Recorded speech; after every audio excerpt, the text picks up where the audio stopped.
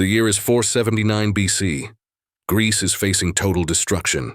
Athens is in ruins. Its temples are burned, its streets silent. The smoke of Persian fire still hangs over the city. Across the plains of Boeotia, a massive Persian army waits. It is larger, richer, and better supplied than anything Greece can put into the field. At its head is Mardonius, cousin of King Xerxes, a commander determined to finish the conquest that began years earlier. The Persians have come prepared. They have archers from the east, cavalry from the steppes, and elite warriors known as the Immortals. They have even brought Greek soldiers from Thebes and other cities that have sided with Persia. Their camp sits behind a strong line of defenses, ditches, wooden walls, and watchtowers guarding the north bank of the river Asopus. Facing them is a smaller, united Greek force. It is made up of men from many city-states: Spartans, Athenians, Corinthians, Megarians, and others. Most are farmers and craftsmen wearing bronze armor, fighting not for a king, but for their homes and freedom. Their total number is around 80,000. The Greeks have two main leaders. Pausanias, the Spartan regent and nephew of Leonidas, commands the right flank. Aristides, the respected Athenian general, commands the left. Together they must stop the Persians from breaking through and destroying what remains of Greece. For 11 days, neither side attacks. The Persians want to fight on flat, open land where their cavalry can move freely. The Greeks stay near the hills and rough ground, where horses struggle to charge and foot soldiers can hold their line more easily. Both sides wait, test each other, and watch. As time passes, the Greeks begin to suffer. Persian cavalry raids cut off their supplies. Then the Persians capture the Gargathian Spring, the only reliable source of fresh water for the Greek army. Thirst spreads through the ranks. Soldiers grow weak. Morale starts to fall. The Greek commanders meet at night to decide what to do. They agree to pull back to a new position closer to the town of Plataea, where there are more wells and the ground is easier to defend. It is a smart decision, but the timing is risky. They must move before sunrise and do it in silence. That night, the long retreat begins. Thousands of men move quietly across uneven ground, trying to stay in formation. Armor clinks in the darkness. Orders are whispered. The terrain is rough, and the moonlight makes it hard to see. By dawn, the army is no longer in one solid line. The Greeks have become separated into three main groups, spread far apart. To Mardonius, watching from his hilltop camp, it looks like a retreat, even a rout. He believes the Greeks are fleeing in panic. What he doesn't know is that this confusion will soon set the stage for one of the greatest surprises in military history. Night covers the plains of Boeotia. The Greek army begins its quiet retreat toward Plataea. The plan is simple: move to higher ground with wells for water and a shorter battle line that the Persians can't easily outflank. But in the dark, even simple plans can go wrong. The Spartans, led by Pausanias, start moving first. Their bronze armor glints faintly under the moonlight as they march in silence. Behind them follow the Tegeans and other Peloponnesian allies. In the center, troops from smaller city-states try to stay together, but confusion spreads quickly. At the rear, the Athenians under Aristides move last, guarding the retreat. The night is still, but the ground is rough. Hidden gullies, loose rocks, and uneven paths make it hard to keep formation. Some units lose sight of their neighbors. Trumpet calls echo through the dark. Some are real, others mistakes, and no one is sure which orders to follow. What began as an organized withdrawal slowly breaks down. Columns drift apart. Soldiers stumble into unfamiliar terrain. Some units stop to rest, believing others have already reached the new camp. Others keep marching farther than planned. By the time the first light touches the eastern sky, the Greek army is stretched out and scattered. Instead of one solid wall of men, there are now three separated groups. The Spartans and their allies are on one side, still forming up near the hills. The Athenians are much farther away across open ground. Between them lies a wide gap, nearly half a mile of empty space. The troops from the smaller cities, caught in the middle, are isolated and exposed. From his position on the north side of the river, Mardonius sees everything. To him, it looks like a disaster for the Greeks. Their lines are broken.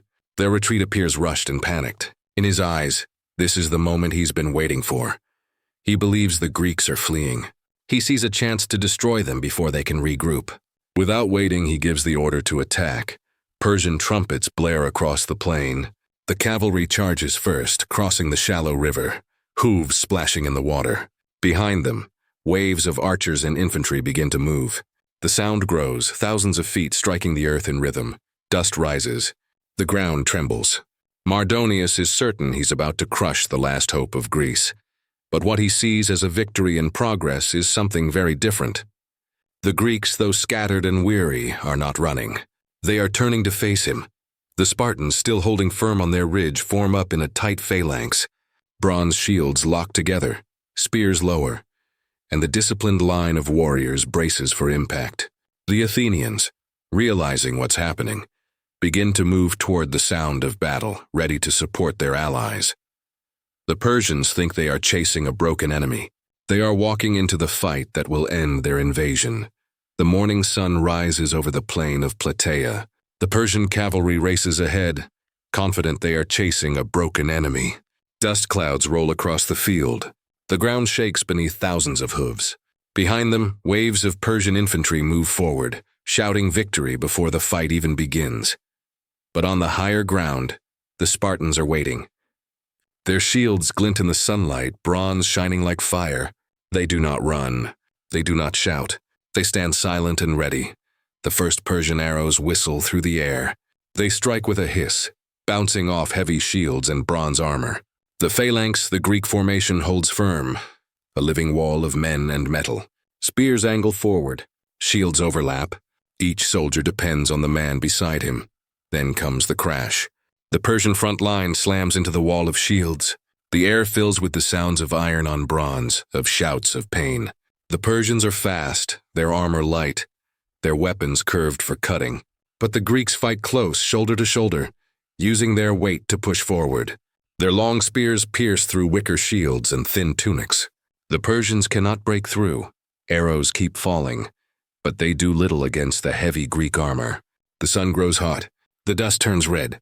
Step by step, the Persians begin to lose ground. In the center of the fight, a Spartan soldier named Arimnestus is struck by an arrow through the thigh. He does not fall. Instead, he plants his spear into the earth and uses it to hold himself up, refusing to break the line. The men beside him see this and fight harder. The wall holds. From his position at the rear, Mardonius watches the battle stall. He cannot believe it. The Greeks were supposed to be retreating, yet now they stand like stone. Furious, he rides forward with his elite guard, the Immortals, to lead the attack himself. The Immortals, 10,000 strong, march with discipline and pride. Their white shields glimmer in the sun, each marked with a golden pomegranate. Mardonius shouts encouragement as he rides among them. But in the chaos, a Spartan javelin finds its mark. Mardonius is struck and thrown from his horse. He hits the ground hard and does not rise. For a few seconds, the Persians hesitate. Then panic begins to spread. Their commander is dead. The Immortals falter. The front line collapses. The Spartans, seeing the hesitation, surge forward with renewed strength. Shields slam into shields. Spears thrust and break. The Persian line buckles under the weight of the Greek push. Men fall, trip, and are trampled as the phalanx drives through their ranks like a bronze wave. The center of the Persian army is breaking apart, and the Greeks, exhausted but unshaken, begin to push the invaders back toward the river. The tide of battle has turned. What began as a chase has become a slaughter. On the left side of the battlefield, the Athenians are locked in a fierce struggle. Their opponents are not Persians but Thebans, fellow Greeks who have sided with the invaders. Both sides fight in the same heavy armor, with the same long spears and bronze shields. It is a brutal, even fight. The Thebans outnumber the Athenians. They push hard, shouting victory cries, trying to break the Athenian line. Spears splinter. Men slip in the dust and blood. For a time, neither side gives way. But then across the field, news spreads quickly. Mardonius is dead.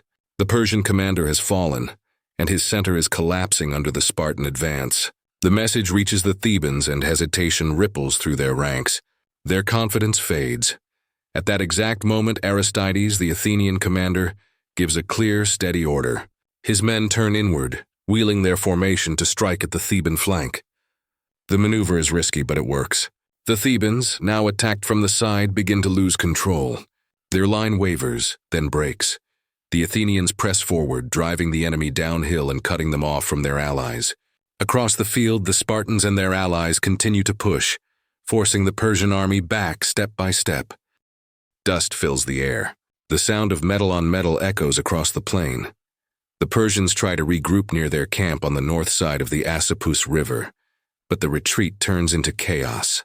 The cavalry attempts to cover the withdrawal, but the terrain betrays them. The plain is cut by ditches, vines, and rough farmland. Horses stumble, riders fall, and confusion spreads. Thousands of men run for the safety of the Persian fortified camp, a stronghold surrounded by wooden walls and trenches that had once seemed secure. But now it becomes a trap. The Greeks close in from all sides. The first groups of Spartans reach the camp and begin the assault. They pile brush and debris against the walls and set them on fire. Smoke rises thick and dark. The Athenians arrive soon after, joining the attack. Together, they break through the gates and flood into the camp. Inside, the fighting is savage. The Persians, trapped and leaderless, fight desperately, but discipline and armor favor the Greeks. Soon, the wooden walls are burning, and the camp becomes a sea of flames and confusion. By noon, the battle is over. The Persian army, once the largest force ever to invade Greece, is shattered. The survivors flee in every direction. The rest lie scattered across the field and inside their burning camp. The Greeks stand victorious. The invasion of Greece has ended. When the fighting stopped, the plain of Plataea was silent. The Persians were gone. Their camp burned to ashes. The ground was covered with broken weapons, shattered shields, and the bodies of men who had come from half the known world. Ancient writers say more than 100,000 Persians were killed that day. Modern estimates suggest fewer, but the number does not change the truth. It was a complete defeat. The mighty army of the great king had been destroyed. Among the ashes, the Greeks found treasures they had never seen before: gold cups, jeweled armor, silver weapons, and even camels. These strange and valuable objects showed the power and wealth of the Persian Empire and the greatness of what the Greeks had overcome. But the real victory was not gold or glory. It was freedom. The Greeks had proven something no one thought possible: that ordinary citizens, men who farmed their own land and fought for their own cities, could defeat the armies of a vast empire. They had no king commanding them. They fought for their homes, their families, and their way of life. That difference made them strong. The victory at Plataea ended the Persian invasion for good. Xerxes never sent another army across the sea. Greece was safe, and with safety came growth. The Athenians rebuilt their city, stronger and prouder than before. They built new temples on the ruins of the old ones, and created a fleet that would make them a great power in the years ahead. The battle also proved the strength of the phalanx, the Greek shield wall.